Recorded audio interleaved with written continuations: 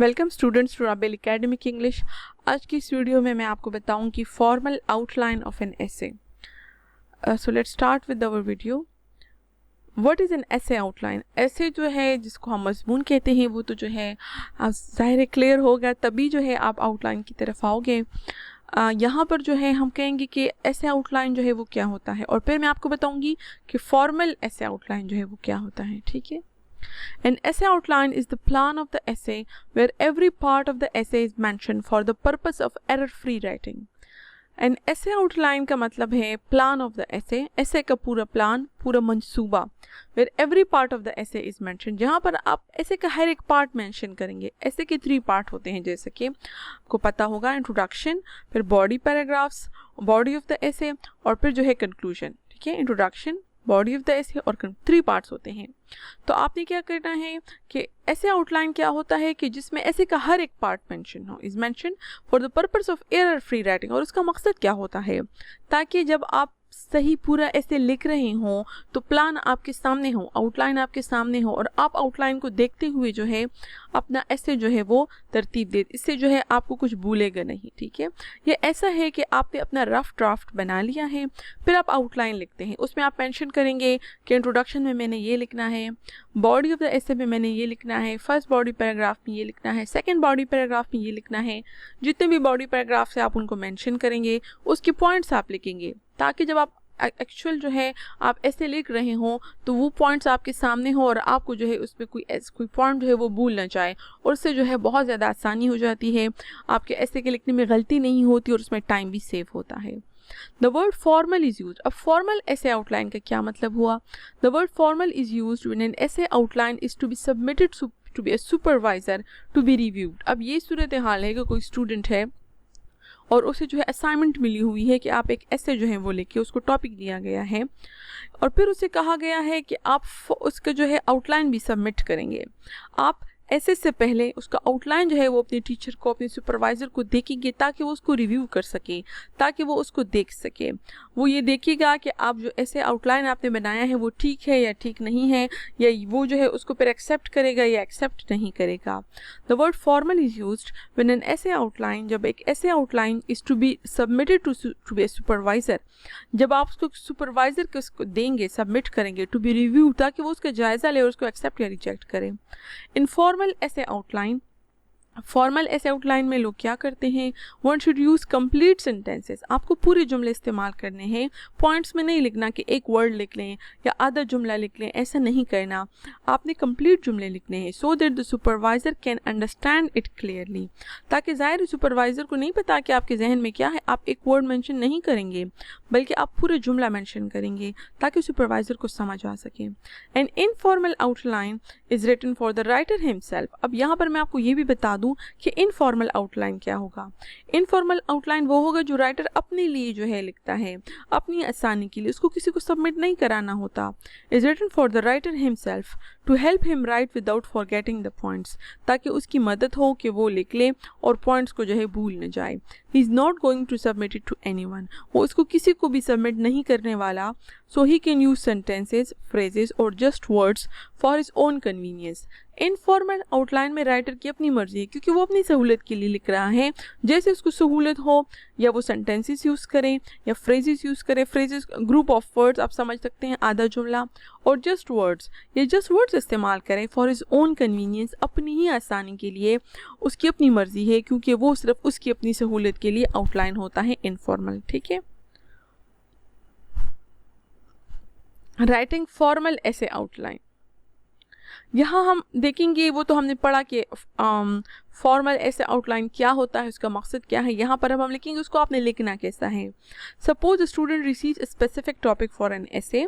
यहाँ पर मैंने थोड़ा आपको क्लियर कराने के लिए एक सिचुएशन बयान की कि मिसाल के तौर पर फ़र्ज़ करते हैं एक स्टूडेंट को जो है ख़ास टॉपिक मिलता है, कोई टॉपिक मिलता है एक ऐसे के लिए।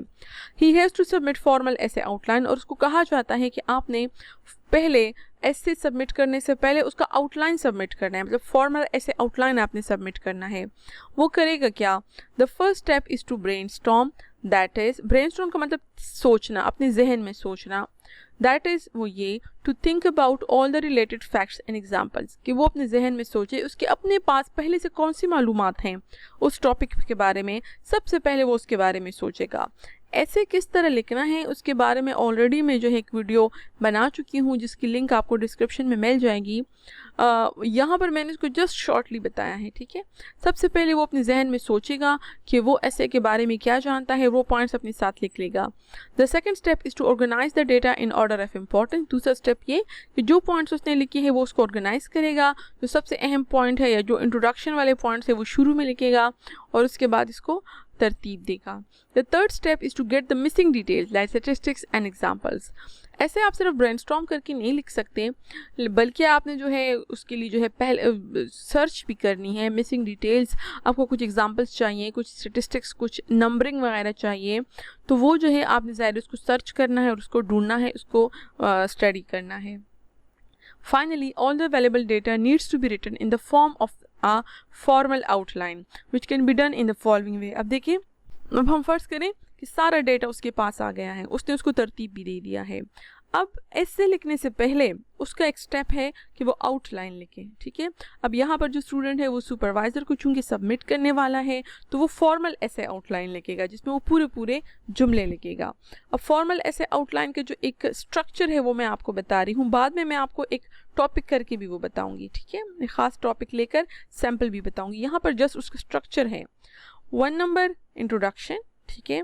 फिर AB, ये इंट्रोडक्शन के अंदर सब जो है वो टॉपिक्स हैं, ठीक है। इंट्रोड्यूस द टॉपिक, आप एक इंट्रोड्यूस द टॉपिक का मतलब आप यहाँ एक जुमला लिखेंगे जिसमें आप जो है वो टॉपिक इंट्रोड्यूस कराएंगे। आउटलाइन में आपने एक जुमला लिखना है, ज़ाहिर है, फिर ऐसे में तो आप उसको थोड़ा सा और भी लंबा करेंगे। फिर तीसरी स्टेटमेंट बहुत इंपॉर्टेंट है, बी में आप तीसरी स्टेटमेंट जो है पूरा का पूरा मेंशन करोगे। Number 2 body of the essay, second, या अब ये number 1 introduction, number 2 body of the essay, इसकी जो है आपने इस तरह नंबरिंग करनी है, ठीक है। फिर ए बॉडी पैराग्राफ 1, वहाँ पर ए था इंट्रोड्यूस द टॉपिक, यहाँ पर ए उसका सब टाइटल हो गया बॉडी पैराग्राफ 1, फिर बी होगा बॉडी पैराग्राफ 2 और सी होगा बॉडी पैराग्राफ 3। अब ए को देखें बॉडी पैराग्राफ 1, इसके अंदर आपने मज़ीद नंबरिंग करनी है क्योंकि इसके मज़ीद सब टाइटल्स हैं। Topic sentence of the paragraph, यहाँ पर आपने जो पहला बॉडी पैराग्राफ है, ठीक है, उसका जो बॉडी पैराग्राफ है उसका जो टॉपिक सेंटेंस है आपने पूरा का पूरा सेंटेंस यहाँ पर मेंशन करना है। फिर नीचे नंबर 2 पे 2 पे उसकी सपोर्टिंग डिटेल है, 3 में भी उसकी सपोर्टिंग डिटेल्स है। आप चाहे तो 1 मेंशन करें, चाहे तो 2 मेंशन करें, जितनी जो है आपको मुनासिब लगती हैं, जितना ज़्यादा जो है वो आप क्लियर उसको करा सकते हैं। याद रखिए आपने पूरा ऐसे नहीं लिखना है, जस्ट जो है आपने टॉपिक सेंटेंस लिखना है, फिर आपने जस्ट 1-2 जुमले लिखने हैं जिसमें आप बताएंगे कि मैं इस टॉपिक सेंटेंस को किस तरीके से सपोर्ट करूँगी। बॉडी पैराग्राफ 2 में यही कुछ आपने दोहराना है, जो दूसरा बॉडी पैराग्राफ है उसको टॉपिक सेंटेंस पूरा लिखना है।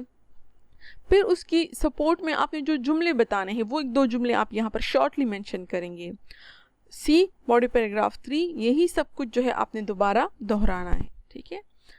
अगर आपके ऐसे में 4 बॉडी पैराग्राफ्स हैं, 5 बॉडी पैराग्राफ्स हैं, तो जाहिर है आप उसके मुताबिक उसको लंबा करोगे। आम तौर पर एक ऐसे में यूजुअली 3 बॉडी पैराग्राफ्स ही होते हैं, लेकिन 4-5 भी हो सकते हैं। अब अगर आपके बॉडी पैराग्राफ्स वाला जो है वो स्ट्रक्चर ख़त्म हुआ तो नंबर 3 जो है वो कंक्लूजन है। वो देखिए 1 2 3, 1 introduction, 2 body of the essay और 3 कंक्लूजन। ये नंबरिंग जो है आपने एक जैसी रखनी है, इसका आपने ख्याल रखना है क्योंकि ये मेन जो है वो शो करते हैं, मेन हेडिंग है, ठीक है। फिर ABCD आपकी उसके नीचे हेडिंग शो करते हैं और फिर जो 1 2 3 है वो उससे भी जो है सबसे नीचे वाली शो करते हैं। अब नंबर ए देखिए, कंक्लूजन में आपने क्या करना है। कंक्लूजन में all the points, summarise all the points, आपने जुमला लिखना है जिसमें तमाम पॉइंट्स आप समराइज करें। रीस्टेट द तीसरी स्टेटमेंट, तीसरी स्टेटमेंट को आपने दोबारा दोहराना है मुख्तलिफ अल्फाज में। प्रेजेंट सोल्यूशन, अगर आपने पूरे ऐसे में कोई मसला बयान किया है तो कंक्लूजन में आप उसके जो है सोल्यूशन बता सकते हैं। Motivate the readers for some action, अगर परसुएसिव एक्शन है, अगर परसुएसिव ऐसे है या कोई और ऐसे है जिसमें कुछ मोटिवेशन की ज़रूरत है तो आप रीडर्स को मोटिवेट करेंगे कोई एक्शन ले, ठीक है। अब ये जो मैंने ABCD लिखवाए हैं, इसमें से आप 1 या 2 फॉलो कर सकते हैं, या 3 कर सकते हैं, या 4 भी कर सकते हैं। इट डिपेंड्स ऑन योर एसे, आपके एसे पर डिपेंड करता है। अगर उसमें कोई मसला डिस्कस नहीं हुआ तो आपको सोल्यूशन देने की ज़रूरत नहीं है। अगर उसमें कोई मोटिवेशन की बात नहीं है तो आपको डी पॉइंट जो है ज़ाहिर वो बताने की ज़रूरत नहीं है। ये डिपेंड करता है कि आपके एसे में क्या है। So this was all about the structure of an outline of an essay, formal outline of an essay। लेकिन इस तरह समझना थोड़ा सा आइडिया होता है, पूरी तरह समझना मुश्किल है। अब मैं आपको इसकी सैम्पल बताऊंगी, ठीक है। जैसे देखिए सैम्पल ऐसे आउटलाइन टॉपिक मैंने खुद से जो है एक टॉपिक आपको सेलेक्ट करके दिया है। Use of mobile is devastating for teenagers. मैंने बताया मोबाइल का इस्तेमाल वो टीनएजर्स के लिए डेवस्टेटिंग है। डेवस्टेटिंग का मतलब तबाकुन है, बहुत ज़्यादा ख़तरनाक है। कैटेगरी ये परसुएसिव ऐसे है, ठीक है। ये भी मेंशन करें कि कौन सी कैटेगरी है। अब ये परसुएसिव ऐसे है। परसुएसिव ऐसे में आप दूसरे बंदे को अपनी बात पर आमादा करते हो, उसको कन्विंस करते हैं, उसको माइल करते हैं, क्योंकि ये टॉपिक ऐसा है। आप उनको ये बताएंगे कि मोबाइल का इस्तेमाल जो है वो टीनेजर्स के लिए अच्छा नहीं है। अब यहाँ पे देखिए, यहाँ पर मैंने इसका आउटलाइन बनाया है जिस तरह वही नंबरिंग मैं आपको दे रही हूँ। नंबर 1 इंट्रोडक्शन, इसमें नंबर A ये इंट्रोड्यूस द टॉपिक जो मैंने आपको लिखवाया था, mobile is the need of the modern world, ठीक है। आप इसको इंट्रोडक्शन शुरू में करेंगे, आप बताएंगे कि मॉडर्न वर्ल्ड की नीड है, इसमें ये फ़ायदा है, इसमें ये होता है, इसमें ये होता है, हर एक के साथ आजकल मोबाइल है। लेकिन आउटलाइन में ज़ाहिर आप सिर्फ एक जुमला मेंशन करेंगे, बाकी आप खुद उसको एक्सटेंड करोगे एसे में। नंबर B तीसरी स्टेटमेंट था। तीसरी स्टेटमेंट हमेशा लंबा होता है। ये आम तौर पर जो फर्स्ट पैराग्राफ है, इंट्रोडक्टरी पैराग्राफ है, उसके आखिर में होता है। होता तो इंट्रोडक्शन में ही है, लेकिन अक्सर जो है उसके एंड की तरफ होता है या उसका आखिरी जुमला होता है। अब तीसरी स्टेटमेंट में क्या होगा, यही स्टेटमेंट अब बाकी के ऐसे में डेवलप करोगे तो यहाँ पर आपको सुपरवाइज़र चेक करेगा कि आपको पता है कि तीसरी स्टेटमेंट क्या है या क्या नहीं। वो ये चेक करेगा कि क्या आपके बॉडी पैराग्राफ्स जो हैं वो तीसरी स्टेटमेंट को फॉलो करते हैं या नहीं करते हैं। अगर ये नहीं करेगा तो ज़ाहिर वो समझ जाएगा कि आपको जो है ऐसे के स्ट्रक्चर जो है उसकी समझ नहीं आती। Use of mobile is harmful for teenagers, ये तीसरी स्टेटमेंट है। मोबाइल का इस्तेमाल टीनेजर्स के लिए डेंजरस है, हार्मफुल है, क्योंकि it degrades their moral values, इनकी जो मॉरल जो कदरें हैं, वैल्यूज़ है वो डिग्रेड हो रही, वो लो हो रही होती हैं। रूइंस देयर करेक्टर, वो उनके करेक्टर को तबाह करता है। Waste their time and money, उनके पैसे को, उनके वक्त को ज़ाया करता है।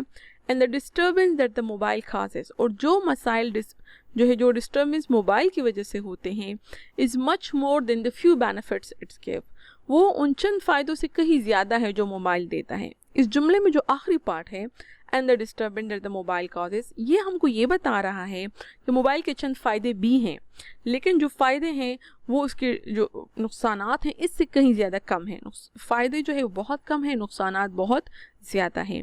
ये तीसरी स्टेटमेंट है। इसको हमने बॉडी पैराग्राफ्स में जो है मतलब एक एक करके जो है एक एक पॉइंट को हमने बॉडी पैराग्राफ बनाना है और उसमें इसको एक्सटेंड करना है। अगर आपने ऐसा किया है तो फिर आपका आउटलाइन ठीक है। अगर आपने ऐसा नहीं किया है, तीसरी स्टेटमेंट आपने कुछ और लिखा, बॉडी पैराग्राफ में आप कुछ और बता रहे हो, तो फिर जो है आपका फॉर्मल ऐसे आउटलाइन जो है वो एक्सेप्ट नहीं होगा। अब बॉडी ऑफ द ऐसे में आप देखिए ये भी 2 नंबर हो गया, ठीक है। फर्स्ट बॉडी पैराग्राफ ए में हम उसको डिस्कस करेंगे। अब ए में मज़ीद इसकी नंबरिंग है। अब जो मैंने आपको ये लिखवाया था उधर topic sentence of the paragraph, यहाँ पर फर्स्ट बॉडी पैराग्राफ का आप टॉपिक सेंटेंस लिख रहे हो, ये भी बहुत इंपॉर्टेंट है। यहाँ पर उसको पता चल जाएगा कि आप तीसरी स्टेटमेंट को फॉलो कर रहे हो या नहीं। Use of mobile by teenagers lowers their moral values and character, ये वही फर्स्ट पॉइंट है जो आपने तीसरी स्टेटमेंट में डिस्कस किया। यूज़ ऑफ मोबाइल, टीनेजर जब मोबाइल यूज़ करते हैं, it lowers their moral values, इससे इनकी मॉरल वैल्यूज़ जो है वो नीचे आ जाती हैं। इन करेक्टर, उनका करेक्टर पर जो है वो नुकसान होता है। As different websites attract them through their immoral content, क्योंकि डिफरेंट वेबसाइट्स जो हैं वो उनको अट्रैक्ट करते हैं अपने इमोरल कंटेंट के ज़रिए। ये आपका टॉपिक सेंटेंस है फर्स्ट बॉडी पैराग्राफ का। इसी को अब आप आगे आपने जो है डेवलप करना है, इसी को आप आगे आपने जो है दूसरे सेंटेंसेस से सपोर्ट करना है। तो ये वो सपोर्टिंग डिटेल है। अब such channels show such content to make money, इस तरह के चैनल्स या इस तरह के वेबसाइट्स जो हैं वो इस तरह का कंटेंट शो करते हैं just to make money.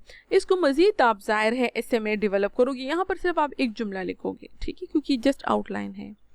It is natural in such an age to be a victim of such content. ये उस जो है जो आपने बॉडी पैराग्राफ जो आपने टॉपिक सेंटेंस बताया है, ये दोनों सेंटेंसेस, सेंटेंस नंबर 2 और नंबर 3, ये उसकी सपोर्टिंग डिटेल्स हैं। आप बताओगे ऐसे आउटलाइन में कि मैं ये टॉपिक सेंटेंस लिखूंगी और इस तरह के जुमलों से जो है उसको फिर मैं सपोर्ट करूंगी। It is natural in such an age, ऐसी एज में ये बिल्कुल जो है टीनेजिंग में जो है ये बहुत कुदरती बात है, फितरी बात है कि इस तरह कंटेंट से जो है, इस तरह के मवाद से, इस तरह की वीडियो से या इस तरह की पोस्ट से जो है स्टूडेंट जो है उसका विक्टिम बन जाते हैं, उसका शिकार बन जाते हैं, उसकी तरफ अट्रैक्ट होते हैं। अब ये फर्स्ट बॉडी पैराग्राफ था। सेकंड बॉडी पैराग्राफ देखिए। Secondly, teenagers waste a great amount of money and time on mobile phones. वो जो हमने वहाँ पर दूसरा पॉइंट मेंशन किया था, तीसरी स्टेटमेंट को हम फॉलो करते जा रहे हैं। टीनेजर्स जो हैं वो बहुत ज़्यादा पैसा और टाइम जो है वो खर्च करते हैं मोबाइल फ़ोन्स में। जो सेकेंडली मैंने लिखा है, ये ट्रांजिशन वर्ड्स हैं और ये भी बहुत ज़रूरी हैं, इससे आपके ऐसे में फ़्लो आता है, क्लियर हो जाता है सब कुछ। नंबर 2 और नंबर 3 जो है यहाँ पर सपोर्टिंग डिटेल्स हैं, ठीक है। आप अपने टॉपिक सेंटेंस को इस तरह सपोर्ट करोगे। Young people spend hours on watching their favourite videos and playing games. आप बताओगे, आप एविडेंस दोगे, आप प्रूफ दोगे कि मैं क्यों कह रही हूँ कि उनका टाइम वेस्ट हो रहा है, क्योंकि जो यंग पीपल हैं वो घंटों गुजार देते हैं मोबाइल फ़ोन्स पर, अपने फेवरेट वीडियोस देखते हैं और गेम्स वगैरह खेलते हैं। फिर यहाँ पर आपने थर्ड जो जुमला है, सपोर्टिंग डिटेल है, यहाँ पर आप उसकी जो है वेस्टेज ऑफ मनी की बात करते हैं। एक्सपेंसेस ऑफ इंटरनेट, क्योंकि इंटरनेट के खर्चे होते हैं। And the demand for latest mobile set causes financial loss. Financial loss कैसे होता है और वेस्टेज ऑफ मनी कैसे होती है कि बच्चे जो है ज़ाहिर इंटरनेट यूज़ करते हैं, उसका खर्चा होता है। और दूसरी बात ये कि हर एक बच्चा, हर स्पेशली टीनेजर्स, बल्कि बड़े भी नए से नया मोबाइल जो है वो ख़रीदना चाहते हैं, तो ज़ाहिर है वो महंगा होता है और इसी तरह जो है फाइनेंशियल नुकसान जो है बहुत ज़्यादा होता है। टॉपिक सेंटेंस को ये दो जुमले जो है वो सपोर्ट करेंगे और जो टॉपिक सेंटेंस है आपका money of wastage of money and wastage of time, ये तीसरी स्टेटमेंट को जो है वो फॉलो करना चाहिए। सी इज थर्ड बॉडी पैराग्राफ। अब हम थर्ड बॉडी पैराग्राफ को जो है एक्सप्लेन करेंगे। Although mobile proves useful in many situation, yet it can not balance the harms it causes to teenagers. If you remember, तीसरी स्टेटमेंट में हमने जो आखिर में लिखा था, जो मैंने आपको अलग से एक्सप्लेन करके बताया था कि जो डिस्टर्बेंस मोबाइल की वजह से टीनेजर्स को होती है वो उसके चंद बेनिफिट्स जो है वो कहीं ज़्यादा है, नुकसान कहीं ज़्यादा है, बेनिफिट्स काफ़ी कम है। असल में जैसा कि मैंने आपको बताया था, ये परसुएसिव ऐसे हैं। परसुएसिव में ऐसे में ये भी ज़रूरी है कि ना सिर्फ आप ये बताएं कि आपका जो नुक्ता नज़र है वो क्यों ठीक है, बल्कि आपने ये भी बताना है कि जो दूसरों का नुक्ता नज़र है वो क्यों गलत है। आप कहते हैं मोबाइल अच्छा नहीं है टीनेजर्स के लिए, ऐसे भी लोग होंगे जो कहेंगे कि यंग पीपल के लिए मोबाइल बहुत ज़रूरी है क्योंकि उसका ये फ़ायदा है, ये फ़ायदा, ये फ़ायदा है। तो आप वो भी बताओगे कि उनका पॉइंट ऑफ व्यू क्यों गलत है। ठीक है, फ़ायदा है लेकिन नुकसान उससे कहीं ज़्यादा है। ठीक है, although mobile proves useful in many situations, अगरचे मोबाइल कई सिचुएशंस में यूजफुल है, येट फिर भी it can not balance the harms it causes to teenagers. फिर भी जो नुकसान वो टीनेजर्स को दे रहा है वो उसको जो है बैलेंस नहीं कर सकता, वो उसको जो है इक्वल नहीं कर सकता। It gives information, communication and entertainment. ये आपने सपोर्टिंग डिटेल देनी है। आप कहेंगे हाँ ठीक है, मोबाइल जो है वो इन्फॉर्मेशन देता है, कम्युनिकेशन देता है, एंटरटेनमेंट देता है, वो आप मज़ीद बताओगे। ठीक है, but devastating effects of mobile phone can not be cover by it's utilities. लेकिन इसके जो नुकसानात हैं, जैसे करैक्टर ख़राब होना, मॉरल वैल्यूज़ गिर जाना, या पैसे का ज़िया या टाइम का ज़िया, ये जो है उसके जो फ़ायदे हैं वो उससे कहीं ज़्यादा जो हैं, फ़ायदे कहीं ज़्यादा कम है और नुकसानात बहुत बड़े बड़े हैं। ठीक है, now we will come towards the conclusion. वही नंबरिंग है जो कि 1 introduction, 2 body of the essay और नंबर 3 कंक्लूजन की, क्योंकि एक जैसे इंपॉर्टेंस के हैं। ठीक है, इसके ये बैलेंस होना ज़रूरी है। A, as mobile phone destroys youths character, time and money, so it should not be allowed to them. अगर आप देखें तो ये तीसरी स्टेटमेंट ही है जिसको मैंने दूसरे अल्फाज में बताया कि उनका करेक्टर जो है वो ख़राब होता है, टाइम एंड मनी ख़राब होता है, तो उनको नहीं अलाउ होनी चाहिए। ठीक है, तकरीबन ये तीसरी स्टेटमेंट ही है। Information, communication, entertainment may be provided by other sources. ये आप एक सोल्यूशन बता रहे हैं कि ठीक है, आप उससे जो है मोबाइल ले सकते हैं और इन्फॉर्मेशन आप दूसरे ज़रिए से देख सकते हैं, कम्युनिकेशन भी और तरीके से हो सकती है और इंटरटेनमेंट के कहीं और ज़राए हो सकते हैं। आप यहाँ मेंशन करोगे, फिर जाहिर है ऐसे में। Keeping in view the negative impacts of mobile phone, it is strongly advised to keep it away from teenagers. ये जो है एक तरह से आप बता रहे हैं रीडर्स को कि उनको क्या करना चाहिए, उनको रिकमेंड आप कर रहे हैं, एडवाइस कर रहे हैं कि उनको जो है स्ट्रांगली ये एडवाइस है कि उनको टीनेजर से दूर रखा जाए, मोबाइल उनको जो है अलाउ ना किया जाए। So this was all about the formal outline of essay.